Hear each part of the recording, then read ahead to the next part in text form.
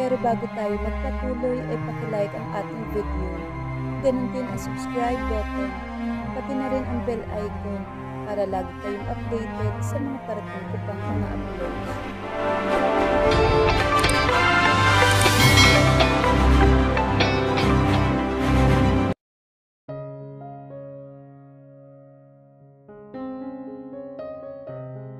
Si Laureen na pauwi na sana ay nag-aalalang umakyat ng penthouse upang silipin si Ram. Busy week ng kumpanya at pagod silang lahat. Kung di lang kailangan ng presensya ng binata sa opisina, baka umuwi na ito. Pero buong araw na wala sa konsentrasyon si Ram dahil sa naging komprontasyon nito sa asawa nito. She's a bit to be blamed kung bakit. Nadatnan kasi sila nito ng asawa nito na naghahalikan at nalaman nito ang tungkol sa totoong pagkatao nito. Actually, siya ang komandong at nanghalik. Yun ang tagpong nadatna ni Nicole. Tinutulak siya ni Ram pero nagpupumilit siya. Inakala nitong nagtataksil si Ram. Matagal na silang tapos ni Ram. Wala na silang relasyon nito. Siya lamang ang dumidikit at tumahalik dito kapag nagkakaroon ng pagkakataon. Dahil mahal pa rin niya ito. Nasaktan siya na malamang nagpakasal ito kay Nicole Gonzalez, pero kahit ikinatuwa niyang nag-away ito at ang asawa nito, nasasaktan naman siya sa nakikitang paghihirap nito. Nang mag-adjourn ang meeting nila kaninang 6 p.m., nag-uwian na ang mga miyembro ng board. Dapat umuwi na rin ang binata pero pinili nitong magstay at magpakasubsob sa trabaho. At ganon din ang ginawa niya. Bandang 8 p.m., niyaya niya itong mag-dinner pero tumanggi ito.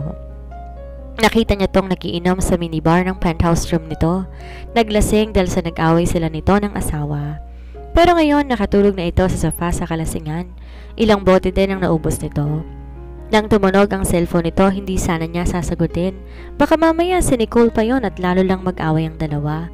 Pero nang makita na ibang caller yon na nakalagay Miss 10M, naisip niya na baka business ang pakay ng babae. Pero gabi na, may business ba na gabi kung tawag? Pero baka importante kaya sinagot na rin niya. Anyway, siguro tatawag naman yun ulit bukas. Sasabihin na lang niya kay Ram bukas na may tumawag na Miss 10M dito. Muli niyang sinulyapan ang natutulog na binata. Hinawi ang ilang buhok na naglag sa noon nito. Napabuntong hininga at kapagway malungkot na lumabas ng opisina. 4 na araw na pero hindi pa umuwi ang asawa niya at nag-aalala na siya. May nangyari kaya dito? O baka talagang ayaw na nitong umuwi sa kanya. Ibig sabihin ng hindi nito pag-uwi, tinatapos na nito ang kasunduan nila. But they have 2 more days left at sumasakit ang dibdib niya na baka sa piling ng Laureen na iyon umuuwi ang asawa gabi-gabi. At wala na ba talaga itong balak kausapin siya? Ni text o tawag sa loob ng ilang araw, wala. Masamang-masama ang loob na nagtungo siya mag-isa sa isang bar sa Makati ng gabing iyon. Nagulat pa siya nang may umawat sa tangkang pag-inom niya sa basong hawak. That's enough, Nicole? Si Dave na nagulat kaninang matanaw ang dalaga na mag-isang umiinom. At tingin pa nga niya umiiyak. Ano kayong problema nito? Kasama niya mga kabarkada niya. Matagal na siyang may gusto sa dalaga pero alam niya pagtingin kaibigan lang ang turing nito sa kanya. Ilang beses siya nung nagtangkang ligawan ito pero ilang beses din siyang nabasted. Wala siyang balita sa love life nito ngayon pero may chismis sa opisina na nag-asawa na daw ito. Pero duda siya doon. Bakit hindi nito gamit ang apelido ng sinasabing na pangasawa nito? At bakit hindi yon ibinalita sa opisina? Oh Dave, ikaw pala yan. Halika, samahan mo akong uminom. Nakangiting sabi nito at namumungay ang magagandang mga mata nito. Mukhang hindi pa to gaanong lasing. Natigilan si Dave and for a while, tula lang napatitig sa magandang mukha ng dalaga. She was really a very beautiful woman. Sayang, kung sana'y may pagtingin din to sa kanya. Umupo siya sa tabi nito, friendly na inakbayan ng dalaga. Bakit ka naglalasing ng ganito, Nicole? May problema ka ba? Care to tell me? Concern niyang tanong. Nakikita kasi niya na kahit nakangiti ito, tila maiiyak lagi ang mga mata.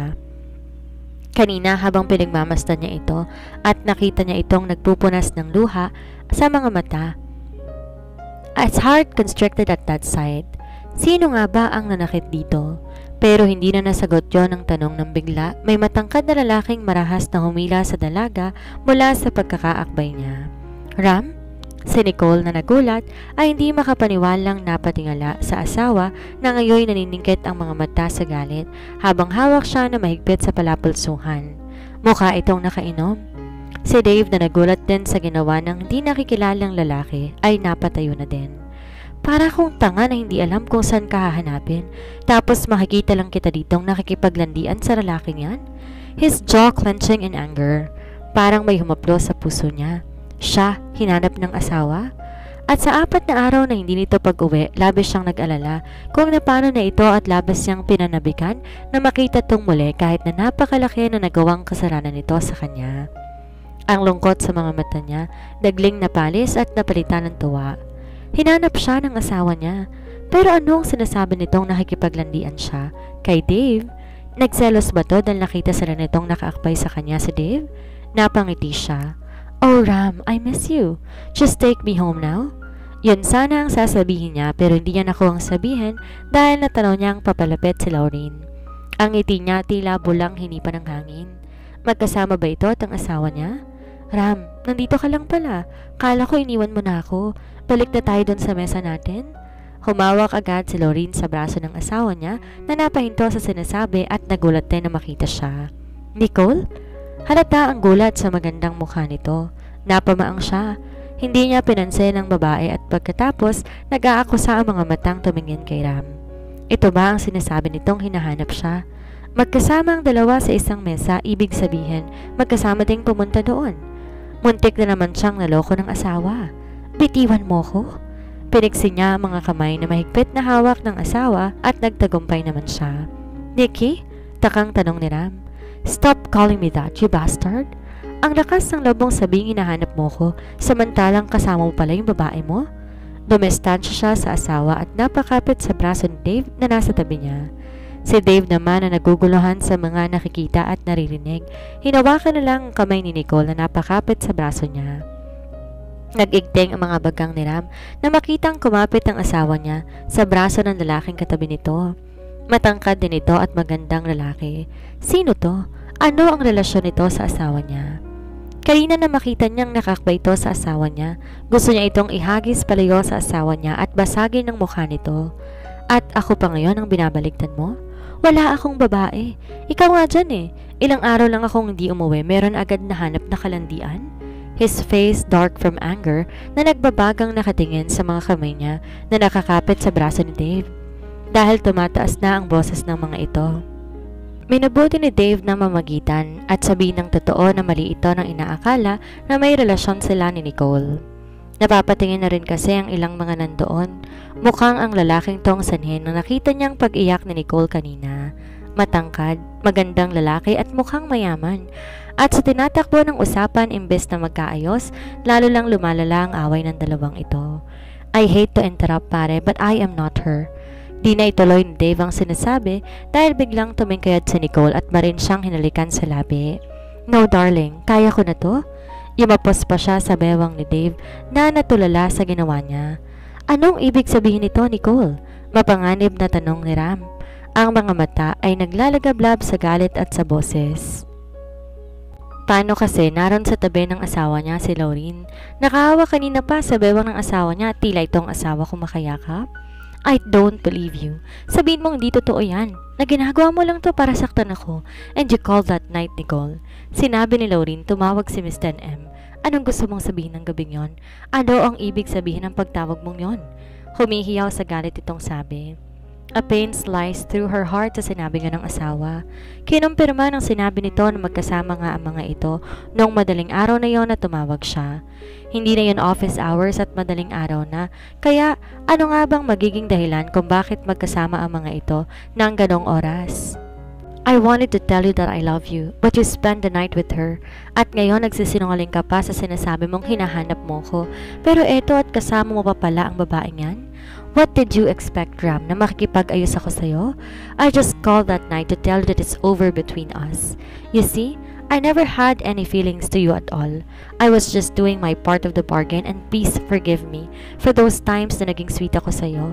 You cannot blame me kung naakit ako sa charm mo. Why, you're very attractive and I admit, nasaktan ako sa ginawa mong panloloko at paglilihim ng pagkatao mo. Nasaling ang pride ko sa'yo. That's why you're having an affair with this woman behind my back. But don't worry, I'm okay. Actually, I'm more than okay. And Can't you see? I already found someone else also, so I guess we can call it quits? Matatag niyang sabi. She doesn't know how she managed to stay calm despite the fact that she is close to having a breakdown right at that moment.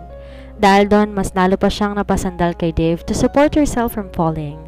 Her knees felt very weak and are literally shaking. You're lying, ang mabuway na sabi ni Ram. Anger and pain across his handsome face. Walang dahilan para magsinungaling ako, Ram. At matatapos rin naman ang kasunduan natin in 2 days, so bakit pa natin patatagalin? If you will excuse us. Yun lang at iniwan niya ng asawa at hinila si Dave palabas ng bar. Dahil kung hindi niya ginawa, baka naipahiya niyang sarili doon at mag-breakdown na lang sa harap ng mga ito. Sakto lang silang nakalabas, bumuhos na ang mga luha niya. Si Dave na tahimik lang sa tabi niya ay hindi nakayanan ang paghihirap ng dalaga. Kinabig niya ito at tinala sa dibdib to comfort her. Oh Nicole, please don't cry like that. You're gonna make yourself ill. Ang nahihirapang sabi ni Dave. Siya naman sumubsob sa dibdib ng binata at doon umiyak na para bang wala ng bukas. Nang mapagod sa pag-iyak, mahihiyang umalis siya sa yakap ni Dave. I'm sorry, Dave. Nabasa kong polo mo and I'm sorry to drag you into this. It's nothing, Nicole. I think you need to go home now. Ihahatid na kita. Inakay siya nito patungo sa kotse nito. Where to? Tanong ng binata nang nasa loob na sila ng kotse. Saan nga ba? Ayaw pa niyang umuwi sa papa niya sa kalagayan niya ngayon at di rin siya handang harapin ulit si Ram kung sa apartment nito siya uuwi. Please take me with you for now, Dave. I have nowhere to go.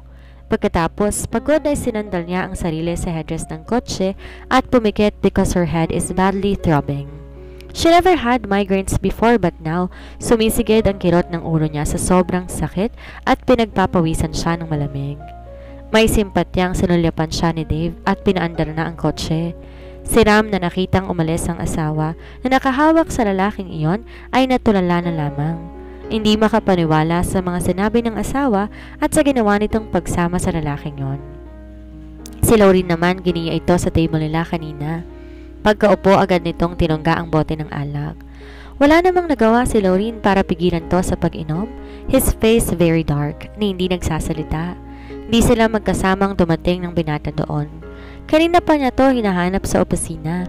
Nang hindi mahanap, nagbabaka sakali lang siya sa mga bar na pinupuntahan nito at dito nga niya ito nakita. Gabi-gabi daw itong nandun ayon sa bartender na nakausap niya. Nag-iinom, naglalasing.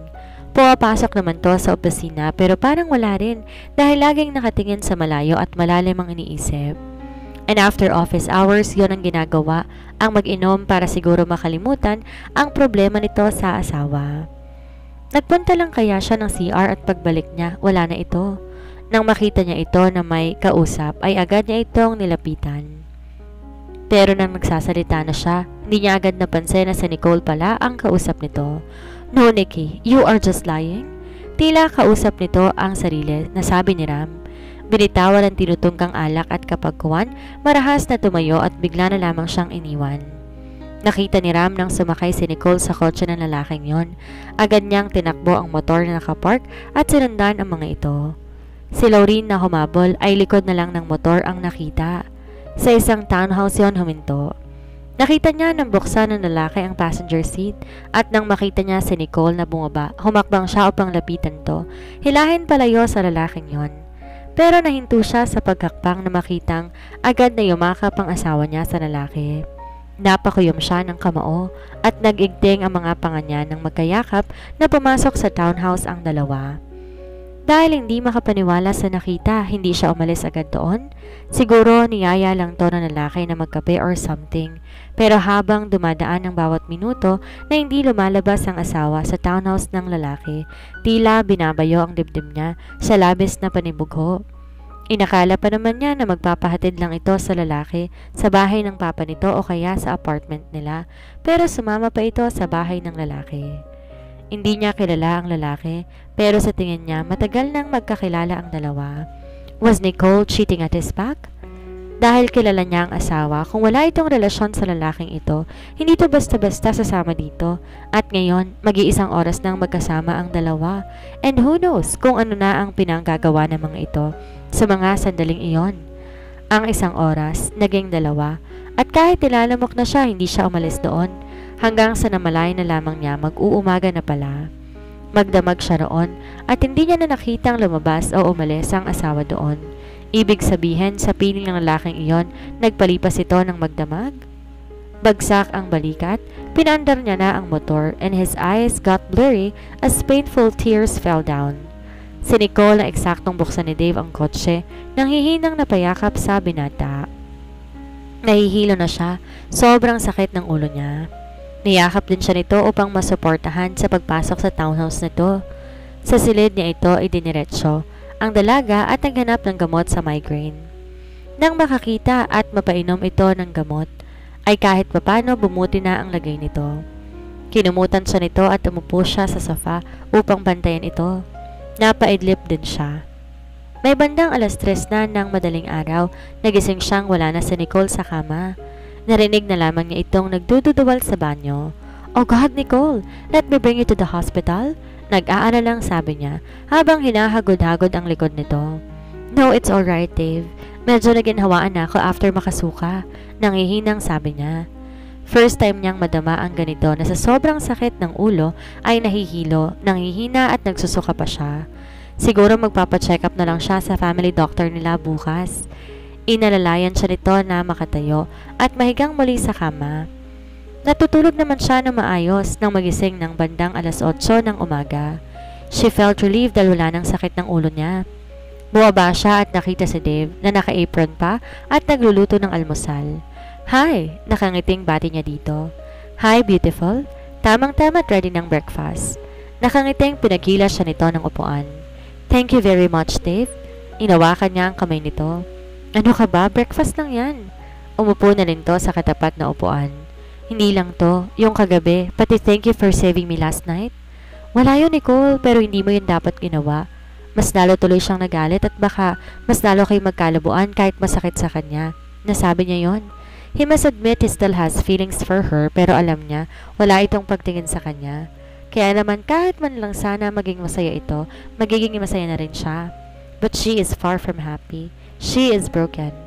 "But I have to do that." Nakanda akong sabihin sa kanyang mahal ko siya. Tapos kasama na naman niya kagabi ang babae niya. At may sinasabi pang kunwari hinahanap ako. Yun pala magkasama silang dalawang pumunta ng bar. Nanariwang muli ang selos niya sa babaeng yun. "But I think he loves you, Nicole. The way he looks at you and how he got jealous nang kumapit ka sa braso ko, lalo na nang hinalikan mo ko." Kailangan niyang sabihin ang nakitang yon upang matulungan ang dalaga na masagip ang relasyon nito sa lalaking yon. Nanlalaki ang matang napatingin siya kay Dave. "Paano mo nasabi yan?" "Dahil lalaki rin ako at nararamdaman ko rin yun noon sa'yo." Di niya na dinugtong na yun pa rin naman ang nararamdaman niya hanggang ngayon. Pero mas importanteng samaya na ang dalaga na labis na naghihirap ang puso ngayon. Kagabi nga nang akala siguro nito, natutulog na siya ay nakita niya itong tahimik na namuluha na hinayaan na lamang niya. "Nicole, makipag-ayos ka na sa kanya. Dahil mahal ka niya and I know that you love him too." Pang-i-encourage niya sa dalaga. "Oh Dave, thank you. Thank you for being a friend." Isang tapik sa balikat ang ibinigay niya dito. Buo na ang loob niya nang bumaba siya ng taxi. She will tell Ram that she loves him. At kung sinasabi nitong hindi nito babae si Lauren, paniniwalaan niya na iyon. Dahil mas matimbang ang pagmamahal niya dito sa kahit na ano paman. Hihingi siya ng tawad dito. Nasabi lang niya ang mga nasabi niya kagabi dahil sa sobra niyang selos kay Lauren. Pero nandumo siya na makitang saradong apartment. Hindi umuwi doon ang asawa. Wala din ang motor nito. Habang binubuksan ang pinto, idinadial niya ang numero ng asawa sa cellphone. Ngulit out of coverage yon. Nasaan kaya ito? Pagbukas niya ng pinto, agad siyang naligo. Hahanapin niyang asawa. Baka sa penthouse nito ito natulog o kaya sa mansyon ng mga San Sebastian. Though hindi niya alam ang address ng mansyon ng pamilya nito, madali niya lamang itong malalaman. Nakatapi ng tuwalyang binuksan niya ang closet at namutla siya na makitang wala na roon ng mga damit at gamit ng asawa. Ang naiwan ay mga damit na lamang niya at lalo nga siyang nanlamig na makita sa ibabaw ng tukador ang checking binigay niya sa asawa. Hati yon sa gitna. Oh God! Iniwan na siya ng asawa. Hindi ito maaari. Sasabihin pa niya na mahal niya ito. Kailangan malaman niyang mahal niya ito at hindi niya kayang mawala ito sa buhay niya dahil ito lamang ang lahat sa kanya. Nag-jeans at shirt lang siya at rubber shoes na sumakay na ulit ng taxi papunta sa San Sebastian Tower. Dahil nakilala siya ng receptionist na nakausap niya noong isang araw, pinakit na siya nito agad sa opisina ng asawa. Kumakabog ang dibdib niya habang paakyat ng elevator. Tumataas ang elevator at tumataas din ang tensyon na nararamdaman niya. "Oh, Ram, please, wait for me, sweetheart. I'm sorry. I love you so much, Mr. Ko. Please, sana nandito ka lang sa office mo. Gustong-gusto na kitang makita." She inhaled, exhaled kahit na naiiyak na siya. Everything will be alright. Kailangan na makausap lang niya ang asawa at maayos na din niya ito. Dati hindi siya makapapayag na hindi sila magkakaayos ng asawa dahil mahal na mahal niya ito. Pagbukas ng elevator, dali-dali siyang nakalapit sa pinto ng private office nito pero sarado iyon. "Oh God, Ram, where are you? Bakit sarado ang opisina mo? Or are you inside at nag-lock ka lamang ng pinto?" Malakas niyang sabi habang kinakatok iyon. Gusto niya nang panghinaan ng loob dahil ilang minuto na siyang kumakatok doon, ngunit hindi pa rin yun nagbubukas. Lumalakas na ang katok niya at lalo namang lumalakas ang kaba sa dibdib niya. Nasaan ang asawa niya kung hindi ito pumasok ngayon? Kasama ba ito ni Laureen? Umiling siya. Hindi yan maaari dahil sinabi nito kagabi na wala itong babae at pinaniniwalaan niya na yon ngayon. Naingilid ang mga luha na i-denial niyang muli ang numero ng asawa pero ganoon pa rin. Out of coverage area iyon. "Ma'am, can I help you?" Ang magalang na tanong ng isang babae na lumapit sa kanya na malamang empleyado din doon base sa uniform na suot nito. "I'm looking for Ram San Sebastian. Is he here?" Naangatal ang boses niyang tanong. "Ma'am, Mr. San Sebastian hasn't reported for work today. I'm his secretary." Nakangiting sambit nito bagamat napapatingin sa kanyang itsura na naiiyak at tila nalugi. "Ganun ba?" Tila siya binagsakan ng langit at lupa. "Ma'am, can I get your name so I could tell Mr. San Sebastian that you were looking for him once he reports for work?" Ang businesslike na sabi ng sekretarya. Pero hindi niya na yon nasagot dahil wala sa sarili. Lumakad siya pabalik sa elevator. Dahil wala na siyang maintindihan ano man ang sabihin nito. Ang nais lang niya ngayon makita ang asawa niya. Denial niya ang numero ng papa niya. "Pa!" Umiiyak niyang bungad nang sagutin niyo ng ama. "Nicole, anak, did something happen? Bakit ka umiiyak?" Si Armando na naalerto sa biglaan niyang pagtawag at umiyak pa. "Pa, where can I find Ram? I mean ang totoong bahay niya ng mga magulang niya?" Gumagaralgal ang boses niyang sabi. "Alam mo na ang totoong pagkatao ni Ram? Yan ba ang dahilan kung bakit ka umiiyak ngayon, anak?" "I'm sorry, anak, kung naglihim ako. I just wanted the best man for you, and I know he is the right one for you." "It's okay, pa. I will just talk to you after ko makausap si Ram. Pero pa, I'm in a hurry. I have to see Ram right now." She feels scared sa bawat pagdaan ng minuto. Pakiramdam niya kasi napakalayo nito sa kanya sa bawat pagdaan ng minuto. Nang sabihin niyo ng papa niya, tila may pakpak na nakapaara kagad siya ng taxi. Katulad ng inaasahan niya, isa yung napakaganda at napakalaking mansyon sa isang eksklusibong subdivision sa Makati. Pawang mga mayayaman lamang ang nakatira doon. Patalbugan sa laki at ganda ang mga bahay doon. Nang mag-doorbell siya sa tapat ng gate ay abot-abot ang kaba niya. Sana ay nandito ang binata. "Sino pong hinahanap nila? Sino po sila, ma'am?" Tanong ng guard. Ako po si Nicole Gonzalez. Nariyan po ba si San Sebastian?" Ma'am, pasensya na ho. Kaka-duty ko lang ho eh. Hindi ko alam kung nandyan na si Saram." Kakamot-kamot ang ulong sabi ng guard. Noon naman may lumapit na maedad na ginang na napakaganda sa kabila ng edad nito. "May kausap ka ba dyan, Beltran?" Ang tanong ng ginang sa guard. "Opo ma'am, may naghahanap po kay Saram. Isang napakagandang babae po," ang sabi ng guard. Nang tuluyan siyang makita ng ginang, halata ang pagkagulat sa mukha nito. "Ikaw siguro si Nicole," ang tila natulalang sabi ng ginang. "Ako nga po ma'am, nariyan po ba si Ram?" "Ito ba ang mama ni Ram?" Siguro dahil malaki ang hawig nito sa ginang. Bagamat mas kahawig ni Ram ang papa nito base sa nakita niyang larawan sa opisina nito. Nang makapasok, giniya siya nito sa may pool area na siyang bubungad pagpasok pa lamang sa napakalawak na front lawn ng mansyon. Pinaupo siya nito saglit at pumasok ng bahay. Nang pagbalik, may kasama ng kasambahay na may dalang juice at sandwich. "Have a drink first, Iha." Bahagyang nakangiti na sabi ng ginang. Bakit ba kinakabahan siya? At bakit ba ang tagal bago nito sabihin sa kanya kung narito ba si Ram? Unless wala ito doon. "Thank you, ma'am. You must be his mother. My apologies for barging in like this, but is Ram here?" Diretsong tanong na niya. "Iha, I know who you are." Sa simula pa lang hindi na naglihim sa akin si Ram. Sa papa niya, oo, pero sa akin hindi. And I've supported him all the way, and I cannot blame him. Kahit di niya sinasabi, I know that he has fallen in love with you. You're a very beautiful woman. Hindi man siya dito umuuwi, dinadalaw naman niya ako paminsan-minsan. At hindi maitagong ligaya sa mata ng anak ko sa tuwing kinukwento kanya sa akin. But lately, I saw how devastated he was. Maging trabaho niya, napabayaan na niya. And now this, I don't know kung paano ko sasabihin to sa'yo, Iha. Tila siya nasa balag ng alanganin na naghihintay sa sasabihin ng ginang. Oh no, no way. Sasabihin ba nitong wala doon si Ram? Pero kahit sabihin nitong wala ito doon ngayon, pupuntahan niya ito kahit saan pa ito pumunta. Kung kinakailangan halugugin niya ang buong bansa, gagawin niya. He left this morning, Iha. He took a passenger chance flight to New York and I don't know when he's coming back because he filed an irrevocable resignation at the company. Ang malungkot na sabi ng ginang. New York? Irrevocable resignation? He left this morning.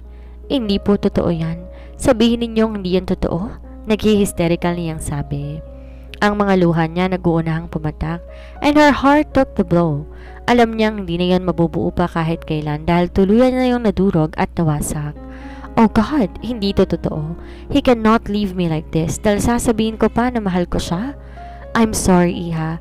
I did my best to stop him but he was so hurt. He wouldn't even talk to me and he gave me this. Isauli ko raw sa'yo sakaling magkita kayo. Nilahad nito ang palad na may hawak ng wedding ring ng asawa niya. Lahat ng pag-asa niya gumuho na. Iniwan na siyang talaga ng asawa dahil maging ang wedding ring nito ay isinauli na sa kanya. Bigla, nakaramdam siya ng matinding kirot sa ulo. Sumusumpong na naman ang migraine niya katulad ng kagabi, but this time it was more severe than last night. Nakaramdam siya ng panghihina. Sumabay ba naman ang sakit ng ulo niya sa masakit niyang puso? No, hindi ko po yan matatanggap. Ako ang nagsuot sa kanya ng singsing na yan, kaya siya dapat ang magsauli niyan sa akin? Hilam sa luhang sabi niya at pagkatapos tumalikod na siya at kahit nanghihina, tumatakbong lumabas ng gate ng mansyon.